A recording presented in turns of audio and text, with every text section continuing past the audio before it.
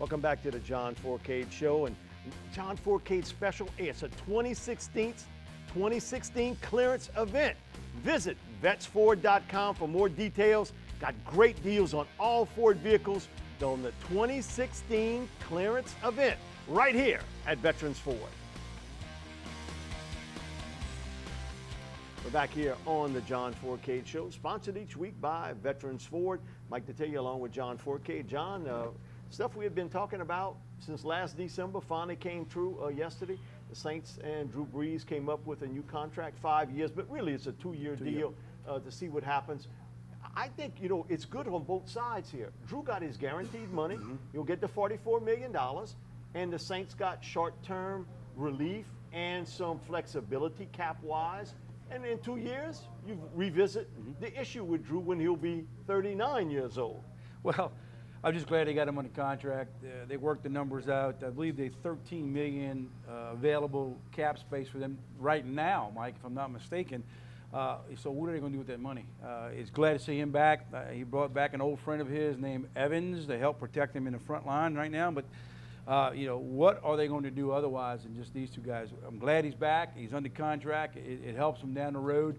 If he can keep playing like he's playing now, he's 37 and he's putting up the numbers he's put up the last 4 or 5 years. Maybe in 2 years from now they got to revisit that contract. But 39 is not 37, and we'll see. But he has to be upright this year for them to be able to do anything. Yeah, I agree with you. And my thing with Jari Evans is you can bring somebody else off the street, but do they know what they're doing in the terminology? Jari does. So I think Drew Brees came to the point where, hey, look, you're trying to bring in all kind of other guys. Bring in somebody who knows what we're doing, has been through this system, understands what we're doing here. It'd have been great to get Josh sitting in, but the Bears made the offer first, and he basically, it's almost like a recruiting visit. He signed his name on the dotted line even before you leave. But I think it was a good deal to bring in Jari Evans. And my deal is Jari Evans starts this Sunday at right guard for the Saints. Oh, there's no doubt about it. I don't think you're going to go out and get a guy like that with the experience he has, the all-pro years as he's produced when he was here in New Orleans. You got to start him. I mean, worst thing can happen is he doesn't play well enough, and we're in the same boat we were before he even got to play because there's no guards playing well enough. But the question is that left tackle, is he healthy or not healthy at the left tackle? My problem, I'm going into the right tackle. I am not sold on Zach Strief right now. I just think there's an issue there with him. They signed the center to an extension right now, so we know he'll be here. They're going to be moving some other guys on that front line until they find the right combination of players right now. But we shall see. They got a few more days to get ready before they play their first game against the Raiders. But they got to find the right 5 guys to go in there within this game. Don't be surprised. Again, Jari Evans starts at right guard. Paul Kruger starts opposite Cam Jordan. Listen, I like for that. all the talk about Kasim Edebali, man, on the hoof, Paul Kruger's a better player right now than Edebali, so we'll go in that direction. One of the things to watch is what happens when you've got a matchup against Khalil Mack. And when I look at it in the NFL, he's one of the 3 best defensive players around. J.J. Watt, Von Miller, Khalil Mack. Because they're not going to line him every time on the same side. No. They're going to move him around. So you may see him up against Armstead sometimes. Then he also might be up against Zach Strief. The other thing that I think Jack Del Rio will try is pull him inside, up against a guard. Guess where he's going? Left side, Andrews Peak. So if you try to double team him, I know Bobby said when you guys were playing, there was a Charles Haley protection. Right. Because he was one of the guys that kind of tilted the field when you guys had to play against him. Well, and to explain to people out there, the Charles Haley defensive scheme was wherever he was at, we moved and slid that way. We had a call that would know we come out and we'd slide to protection to his side, or we knew what was coming out the way they played their defense. And this scheme of thing, when you got a guy, Mack, who can play both ends and put him inside, and I'm starting to see that a lot now, Mike. I'm starting to see defensive pass rushers go to the inside a little bit because some teams are having issues with guard problems that maybe they'll try them on inside. I saw a game the other night. All teams having guard I saw a game problems. the other night, Mike. Florida State's defensive end went inside against Ole Miss Walker. and had 4 sacks playing the inside than he had playing the outside. So if you can move a guy around, that's to your benefit. And I guarantee you, Jack Del Rio is a good enough coach from the defensive side of football. He's going to make some things happen. And that's what scares me with the Saints offensive line. If you're moving your defensive rush guys around, he can just pick and choose who he wants to go against. The other thing, too, is even if you chip and help with a tight end or a running back, the other guy is Bruce Irving. Comes in from Seattle, and he's also a big-time speed pass rusher. So you got to kind of have to pick your poison here. My thing is, if the Saints don't jump on the Raiders early and get the crowd involved, they got to have the 12th men involved here. They got to get the crowd involved in this game and get it early.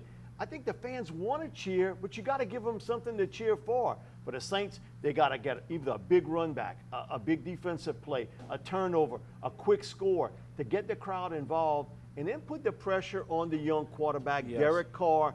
I think he's a terrific quarterback, but he's never played in this environment, in that loud stadium, to handle the noise.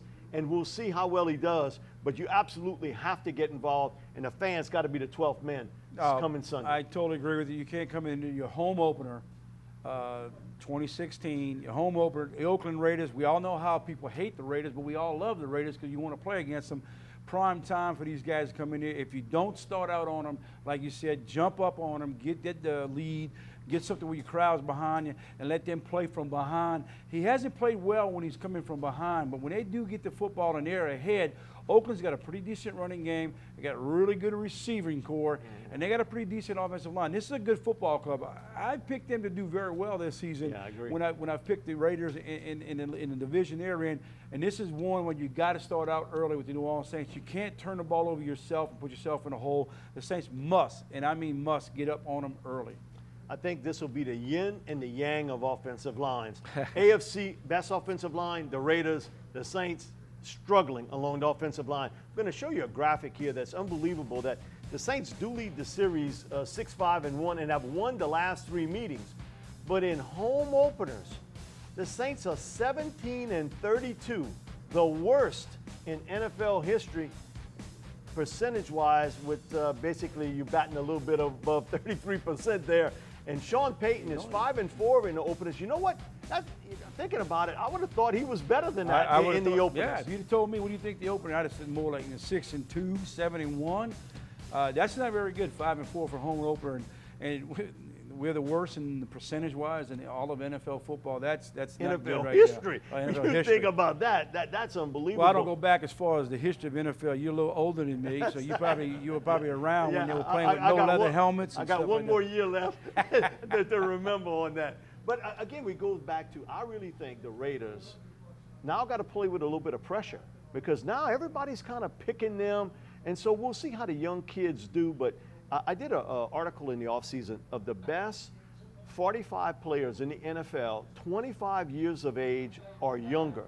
The Raiders have 4, and that ties Jacksonville with the same number with 4. When you think about Derek Carr, Amari Cooper, Gabe Jackson at offensive guard, and the stud Khalil Mack at defensive end. And you know, and you're probably on a line right there of maybe having a few more guys at 20. I mean, they might have a couple of guys that are 26 or 27 who are probably better than some teams, guys who are at 25 years of age. The Raiders have some players, and people have to understand something. This is not the old Raiders of the old years, but they're gradually. Jack Del Rio is building him a team there. Give Reggie McKenzie a lot of credit, yes. too. He's done a great job in talent evaluation for the Raiders, and that has been the key to their up-and-coming success. More here with the John Fourcade Show, sponsored each week by Veterans Ford. We'll be right back.